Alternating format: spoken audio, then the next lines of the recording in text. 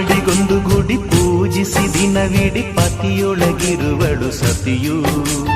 ಸತಿಯು ಅವಳೇ ಮತಿಯು ಅವಳೇ ಬಾಳಿನ ಹಾಡಿಗೆ ಶ್ರುತಿಯು. ಪತಿಯ ಏಳಿಗೆ ಸತಿಯ ಕೈಲಿದೆ. ಪತಿಹಿತವೇ ಸುಖ ಮಾಂಗಲ್ಯವೇ ಮುಖಕ್ಕೆನ್ನುವ ಸತಿಯೇ ಉಸಿರಿರು ತನಕ.